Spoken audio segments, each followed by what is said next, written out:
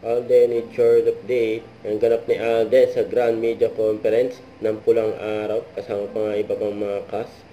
Ayun, sa red carpet. Inabangan niya si Alden. Ayun na nga yung cast ng pulang araw. Ayun sila Alden, Barbie, David at Sanya. Ayun, tinawag ang pangalan ni Alden. Nag-iyawan yung mga tao dyan.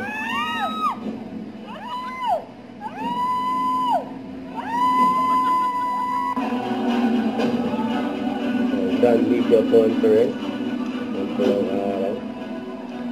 Paglabas ni Ado Weekend bilang Eduardo de la Cruz.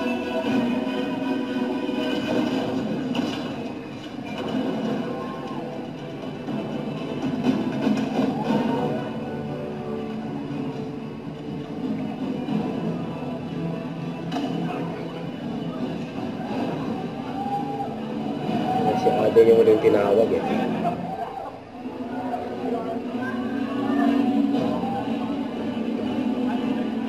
Pinuntahan ni Alden yung mga boses ng GMA.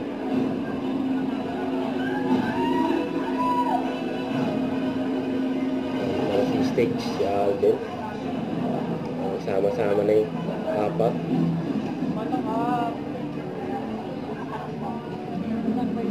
Main cast ng pulang araw.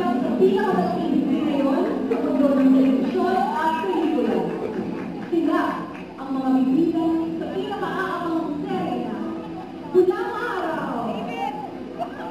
Interview kay Alden.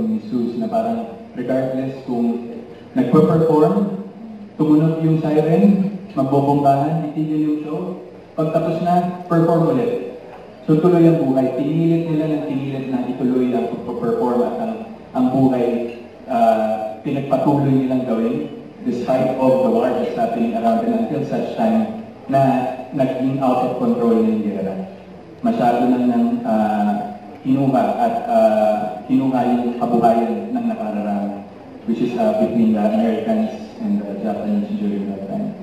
So, yun yung doon din ako nagugulat sa aspect of na parang hindi, na ang Pilipino talaga is very resilient. Regardless of what's happening around them, talagang sisikapin nilang mabuhay at maging masaya, not until such time na hindi na talaga kaya. So yun yung nangyari dito sa pulang araw. And during World War II na, I think yun yung natutunan ko around the world. Huwag kalimutan mag-subscribe, click on notification bell for more update. Ito po ang Nature Reaction Vlog. Bye guys, thank you for watching.